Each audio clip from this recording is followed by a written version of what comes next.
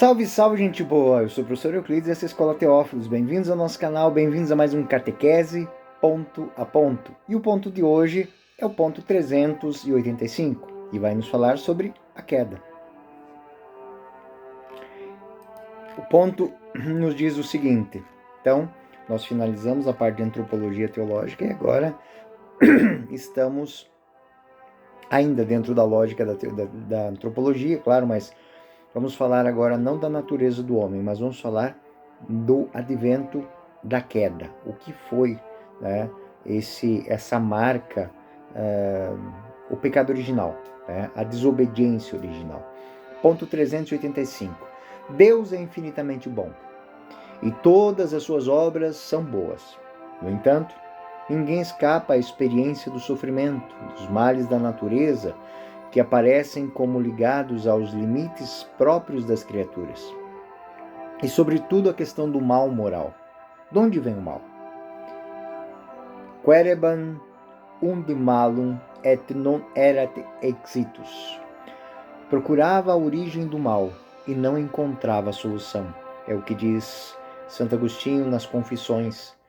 A sua própria busca dolorosa só encontrará saída na conversão ao Deus vivo, porque o mistério da iniquidade, segundo a Tessalonicenses 2,7, só se esclarece à luz do mistério da piedade. A revelação do amor divino de Cristo, em Cristo, manifestou ao mesmo tempo a extensão do mal e a superabundância da graça. Devemos, portanto, abordar a questão da origem do mal, fixando o olhar da nossa fé naquele que é o único vencedor, Cristo Jesus.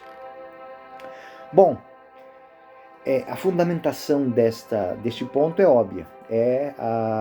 O Catecismo, no ponto 385, propõe uma leitura que articula três elementos que vão falar da queda, ou seja, o homem foi criado bom, ou seja, a bondade primordial de Deus e das suas obras, a realidade escandalosa do sofrimento e do mal moral, e a solução definitiva que se encontra na revelação do amor divino de Cristo, que superabunda a graça. Então, o objetivo deste ponto do Catecismo da Igreja Católica é fundamentar filosoficamente, teologicamente, uma linha argumentativa sobre a queda, a questão da origem do mal.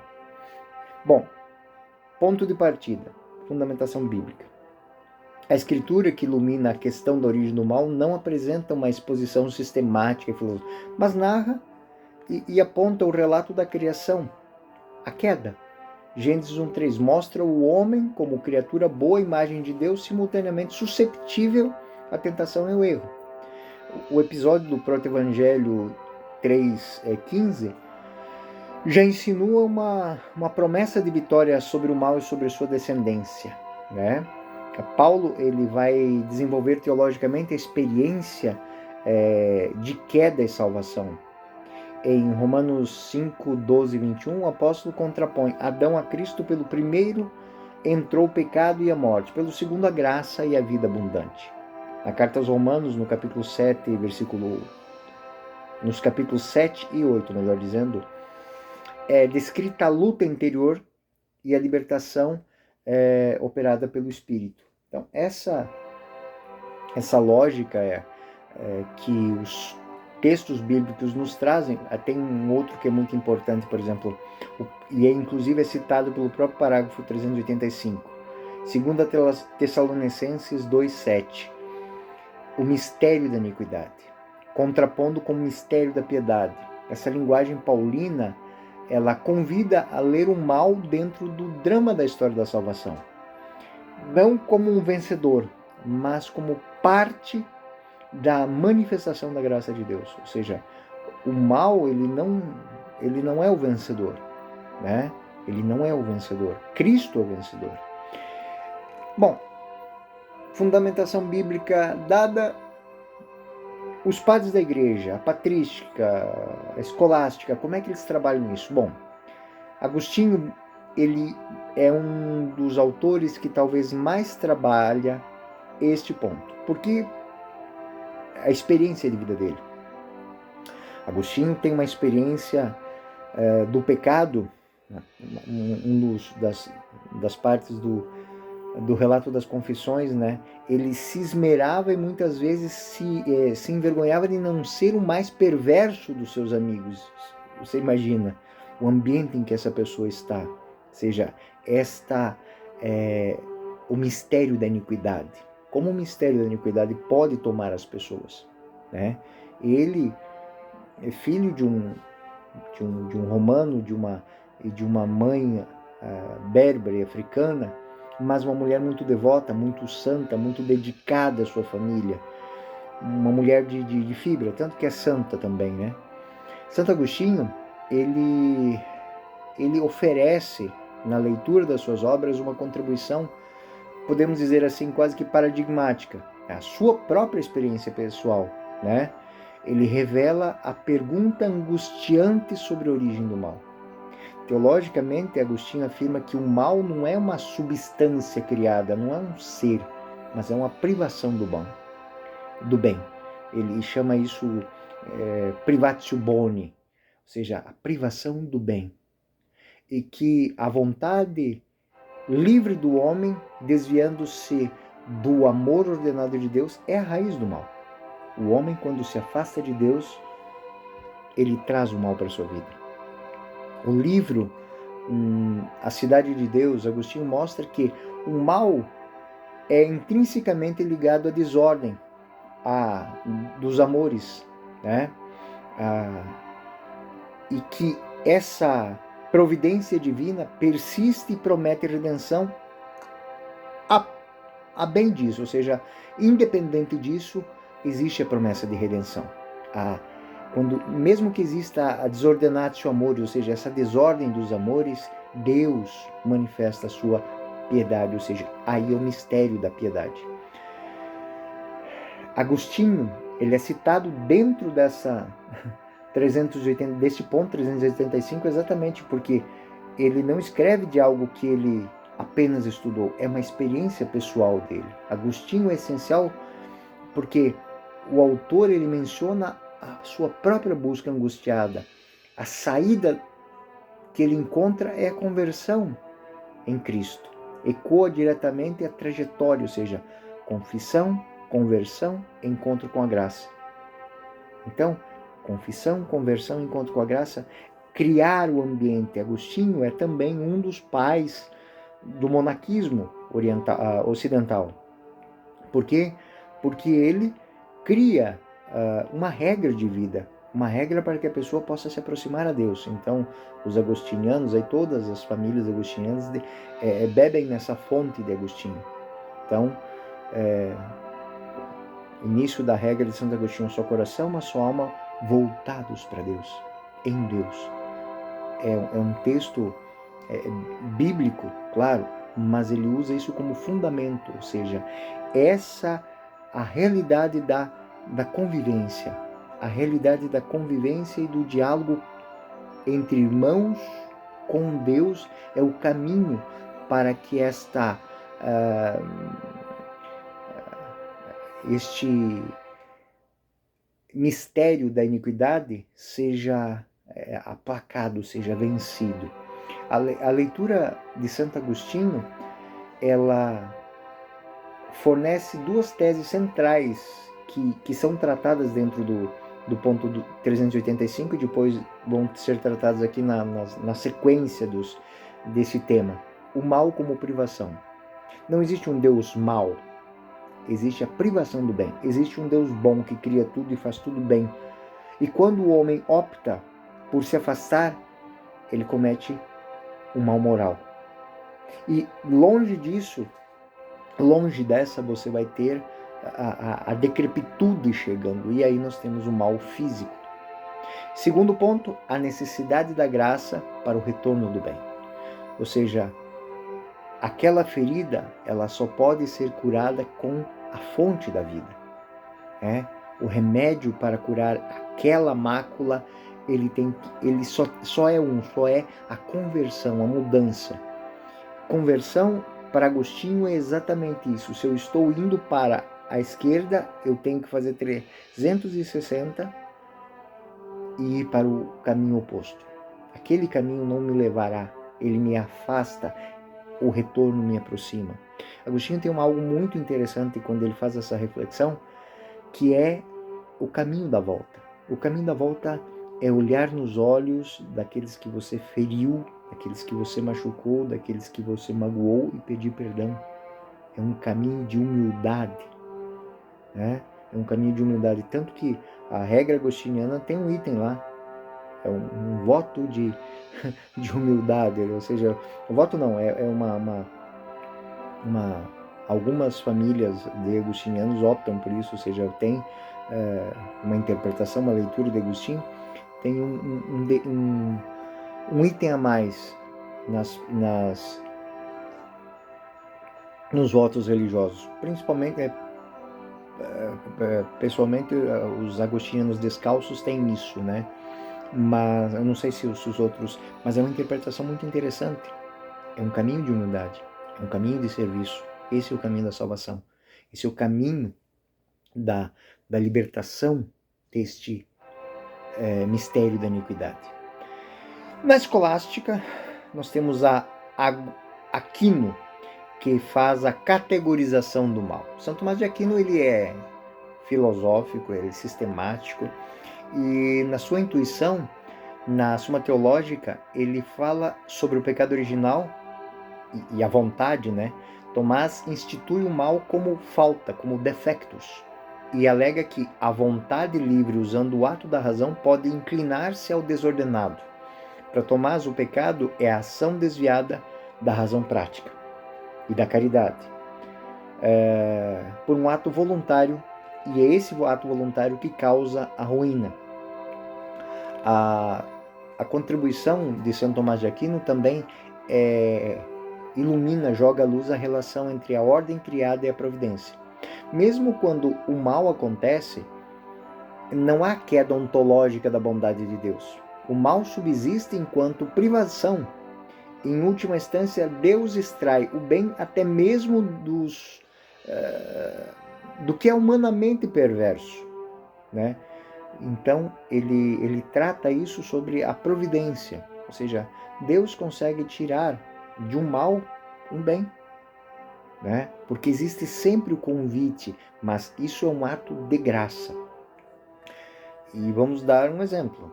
O ato mais cruel da humanidade é desse ato mais cruel que superabunda a graça que dá a salvação à humanidade.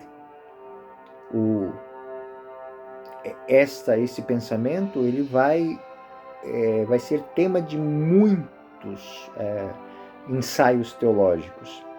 No Catecismo, esse pequeno ponto 385, ele está em quase todos os documentos conciliares, né? A Gaudium et Spes, Constituição, que é pastoral da Igreja, o mundo contemporâneo enfrenta problemas do sofrimento e do mal, reconhecendo que a ambivalência da liberdade e a esperança na redenção, a leitura cristã da história mostra que a sociedade de Cristo, ela encontra-se diante de misérias humanas, e aquilo que nós temos para entregar a este mundo com essas misérias humanas, com este sofrimento, com esta dor, é a oferta da salvação em Cristo Jesus. É aquilo que Agostinho dizia lá, que aqui nos sistematizou. A Gaudium et Spes vai falar de alegria e esperança. A alegria e a esperança nossa se fundem em quê? Na salvação trazida por Jesus Cristo. Nós não estamos mais perdidos, nós não estamos mais sozinhos, nós não estamos abandonados. Nós temos o mal do mundo, mas temos como vencê-lo. É simplesmente converter o nosso coração, a nossa vida, o nosso propósito a Cristo Jesus. Depois do concílio, o Papa João Paulo II e o Papa Bento XVI são talvez os que mais escrevem sobre isso. Eles retomam isso, retomando um outro tema, né?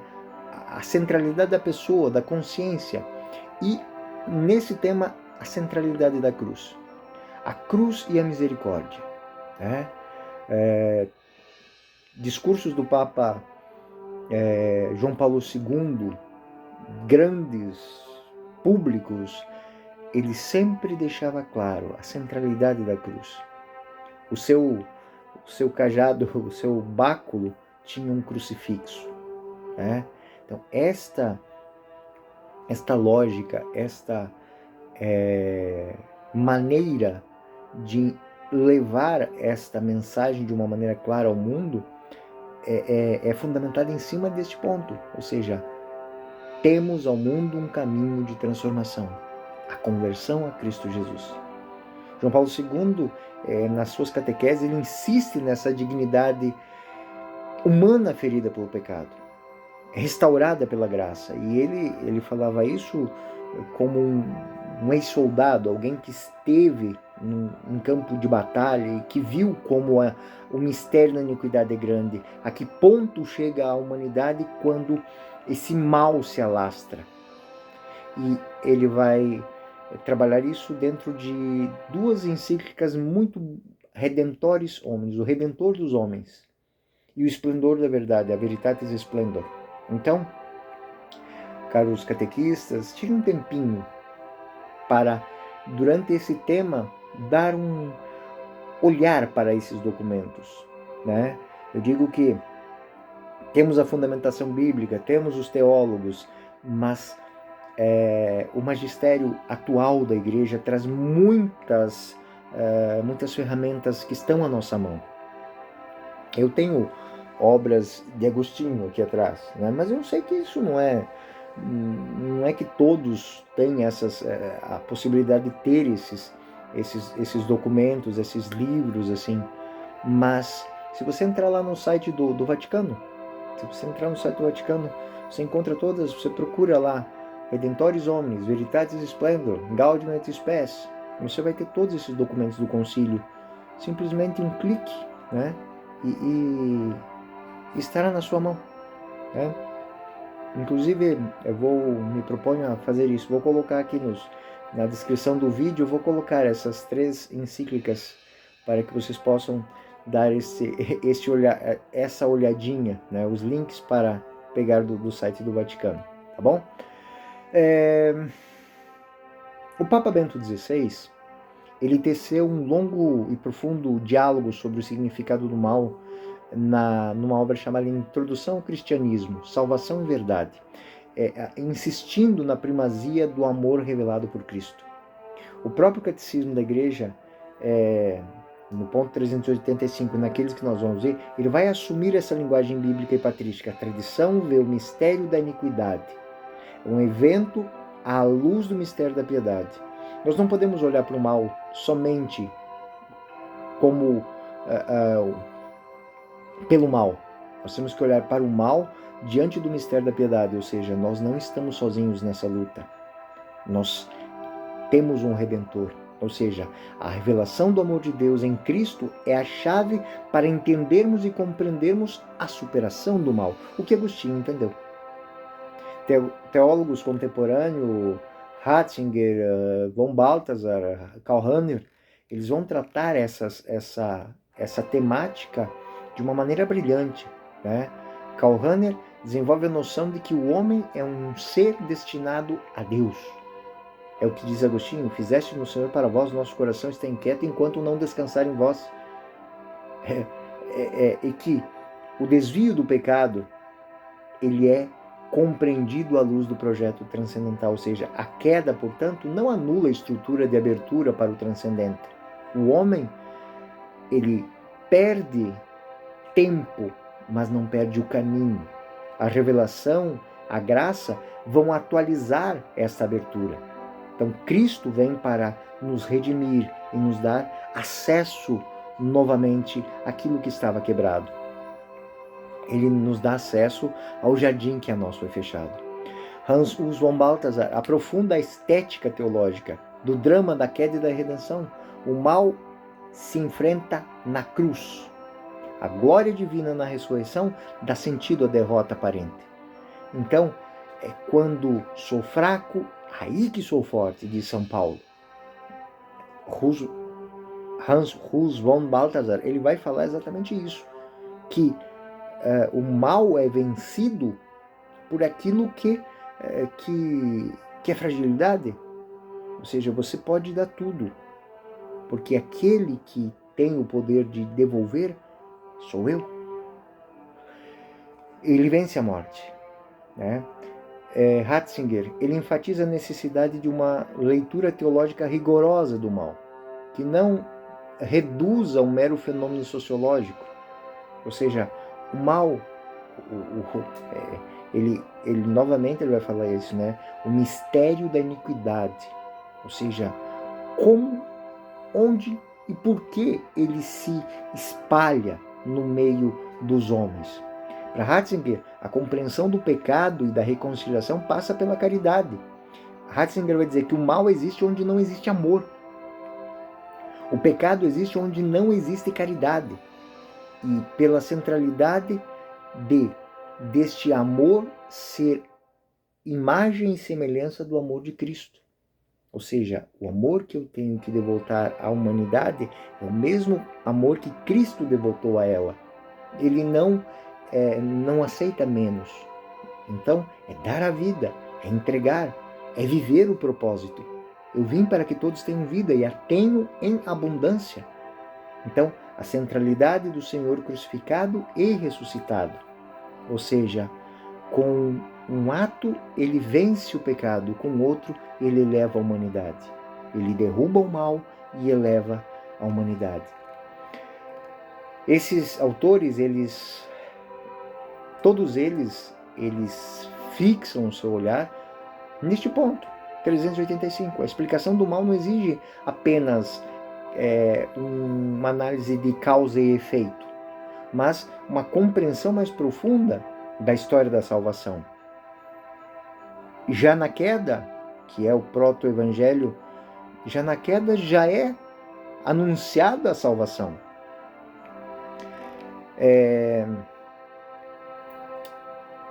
Dentro da filosofia e da moral, nós temos ainda alguns pontos. Liberdade e responsabilidade e o mal como desordem afetiva. A argumentação do catecismo apoia-se na antropologia, que reconhece a liberdade humana como condição da responsabilidade moral. Ou seja, os filósofos católicos, os teólogos morais, tais como Etienne Jusson, Jacques Maritain e posteriormente Dietrich von Hildebrand, na tradição católica, eles identificaram no pecado uma distorção deliberada da pessoa. Ou seja, o desvio não é apenas um ato, mas é uma configuração de caráter que pode se tornar fonte de sofrimento e de opressão.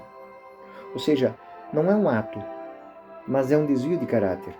O que Agostinho dizia que o vício, tanto quanto a virtude, são uma nova natureza. Da mesma maneira que se eu repetir várias vezes uma coisa errada, passa a ser um hábito. E se eu repetir um hábito viciado, se eu repetir várias vezes um ato bom, passa a ser um ato virtuoso. Então, ele enfatiza que a perda de valores ela não se dá assim. Ela é a desvalorização que o próprio pecado promove. Muitas vezes nós olhamos para certas situações da vida, da sociedade, de pessoas até, e pensamos, mas como é que foi? Como é que parou nesse lugar? Como é que está nessa situação? Essa é a desvalorização que o pecado promove. Ele vai te tirando tudo. Em busca disso, você perde isso. E em busca daquilo, você perde aquilo. E vai. A autopromoção, eu sou, eu faço, eu aconteço, eu acerto, eu me mando, qui comando-me, como diz o italiano aqui, quem manda sou eu. Isso nos afasta de nós mesmos, nos desvaloriza. E é isso que o pecado promove. Ele cria uma estrutura que se perpetua no mal. E aí só existe um caminho, o caminho de Agostinho: romper com o mal e converter. A mudança de vida, a conversão. E essa compreensão de von Hildebrand nos ajuda a explicar por que o mal aparece tanto, como sofrimento natural, ligado aos limites criados, quanto às consequências das escolhas morais. Muitas vezes eu me questiono, muitas vezes as pessoas usam aquela expressão, foi Deus que quis, foi Deus que... certas coisas são opções, Se eu construir uma casa onde antes era o leito de um rio, possivelmente quando houver uma enchente, aquela casa vai ser levada, mas a decisão de construir ali foi minha. Mas essa pessoa não sabia. Quem vendeu aquela propriedade não disse, não contou, ela não buscou preocupar-se. Então, existem várias situações. A pessoa que entra no vício das drogas, por exemplo, ou que sofre de distúrbios psicológicos, geralmente tudo isso começa com um ato de fechamento. Eu não busco o outro, eu não busco conversar, eu busco me fechar. E fechado eu continuo com os mesmos problemas. Então eu preciso de um barbitúrico para mudar de status. E isso vai consumindo, vai me tirando tudo. A primeira coisa que me tirou é a própria liberdade, o próprio domínio de si. Aquela pessoa se coisificou. Então, a compreensão de todo esse mistério da iniquidade, ela deve passar por várias lentes, por vários olhares, por várias reflexões. E para terminar bem esse nosso penso aqui, é lembrar que o pecado, ele não é o vencedor, é a graça vencedora. O caráter teológico da solução se encontra na superabundância da graça. Onde abundou o pecado, superabundou a graça. Como disse lá no próprio Evangelho, no próprio Gênesis, depois da queda já foi proclamada a salvação, foi proclamada a promessa de redenção. O núcleo do é uma contraposição entre a extensão do mal e a superabundância da graça manifestada em Cristo. A teologia sacramental católica, ela sustenta que a graça não é apenas restauradora, ela é transformadora. Por isso, quanto mais eu mergulho na graça sacramental, mais eu me transformo, mais eu me diferencio daquilo que eu era. É o caminho da conversão. Ou o que diz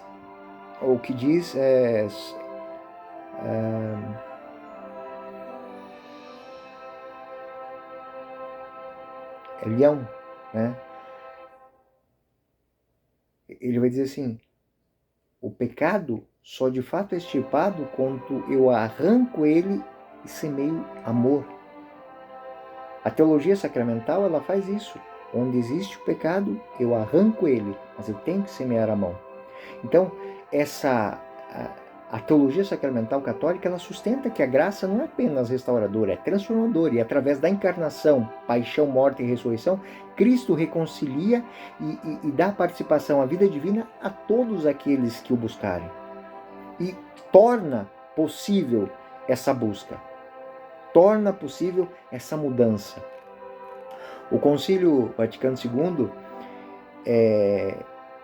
sublinha que a ação salvífica de Deus tanto opera na esfera pessoal, conversão, sacramentos, quanto na esfera social.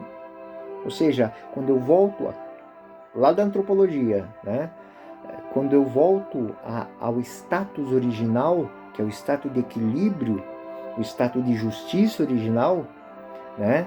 Então, a conversão e os sacramentos me levam para uma ação também na sociedade. Na sociedade eu vou demonstrar atos de justiça, caridade, promoção humana. Agora, se eu estou desequilibrado, se eu estou mergulhado nesse mistério da iniquidade, eu não vou levar para a sociedade nada diferente daquilo que eu tenho dentro de mim.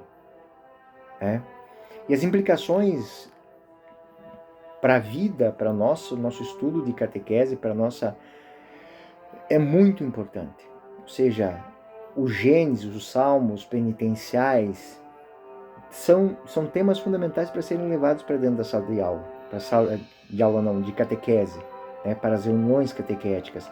Integrar essas leituras patrísticas, a história de Agostinho, né, a conversão deste homem, a conversão de Francisco, a mudança de vida dessas pessoas, uma linguagem acessível, oferecer testemunhos, experiências, através de teatro, através de slides, contar essas histórias, onde pessoas que buscaram muito encontraram.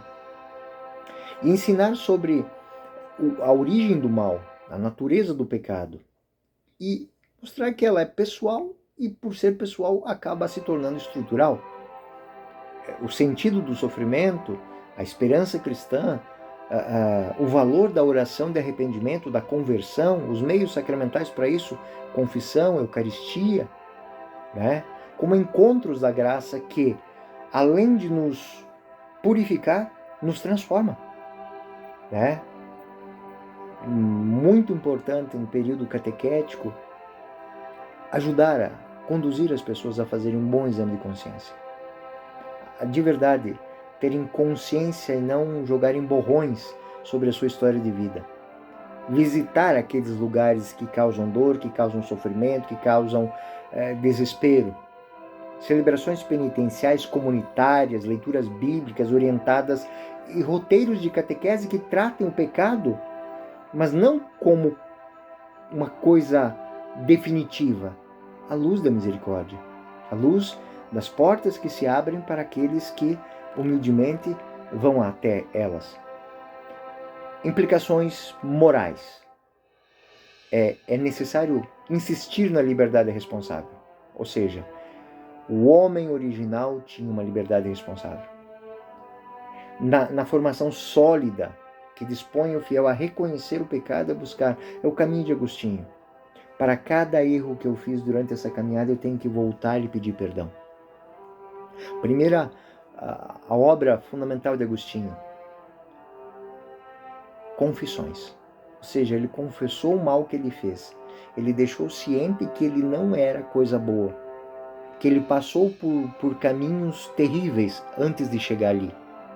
É contar como ele viveu, por que ele viveu e o que mudou a sua vida. O princípio da misericórdia e do perdão, a moral cristã, não termina no diagnóstico do pecado. Tem que apontar o remédio.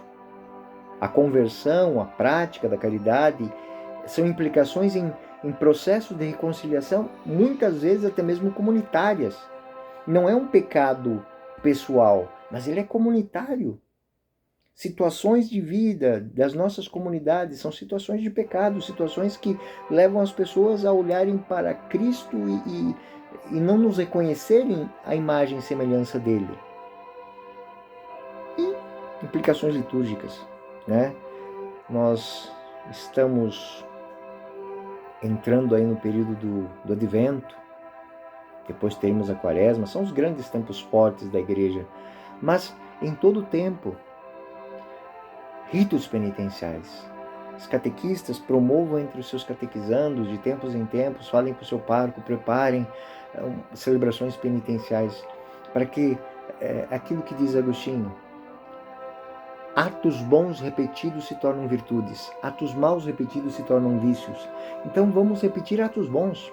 A liturgia, especialmente no tempo da Quaresma, os ritos penitenciais, levar as pessoas a entenderem aquelas celebrações para além do tamanho das leituras e do tamanho e do incenso e das velas. Explicar a dimensão do pecado que é vencido em toda aquela história que é contada. E no final de tudo isso, como um grande aleluia, é ofertada a graça. A liturgia sacramental, a confissão eucarística, devem ter lugar privilegiado dentro dessa lógica. E, algo muito importante, anamnese e memória salvífica. Orações eucarísticas lembram a obra redentora de Cristo. Então, fazer as crianças ouvirem aquilo que de fato o padre está falando e depois pegar esses temas, essas anamneses, essas orações eucarísticas e ler para as crianças, para que elas entendam o que o padre disse naquela hora. Aí sim a coisa passa a ser algo apropriado por eles. E celebrações comunitárias de cura, sacramento de unção dos enfermos, celebração, lembra da cura social? Ou seja, as celebrações comunitárias onde todos participam, onde as pessoas veem que elas não precisam se esconder atrás de um vício, elas não precisam se esconder atrás de coisas, porque todos somos iguais, todos somos amados por Cristo e todo mundo tem os seus erros, todo mundo tem as suas falhas. Mas diante dessas falhas, elas não são vencedoras. Por quê? Porque onde abundou o pecado, superabundou a graça. Mostrar que nessas celebrações de perdão comunitários também se manifesta a resposta eclesial ao mal, ao sofrimento. Então, o ponto 385 do Catecismo é sólido. Dentro dessa articulação de tudo aquilo que é um ponto que tem bíblico, patrístico, escolástico, está tudo dentro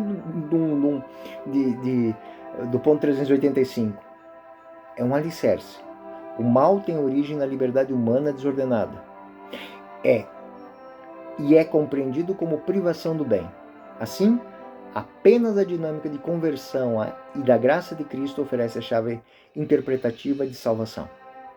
Essa maneira de ler, essa hermenêutica não reduz a realidade do sofrimento, nem apresenta soluções meramente abstratas, mas chama todos a fazer uma mobilização à comunidade cristã para que, através da catequese, através da pregação, da ação moral, da vivência da liturgia, todos passem a testemunhar Cristo e levar esse remédio ao mundo, atualizando na sua vida, na sua história, nas suas comunidades, esta superabundância da graça. Bom, eu sou o professor Euclides e essa é a Escola Teófilos, e esse foi mais um Catequese Ponto a Ponto. Fiquem com Deus. Até o próximo ponto.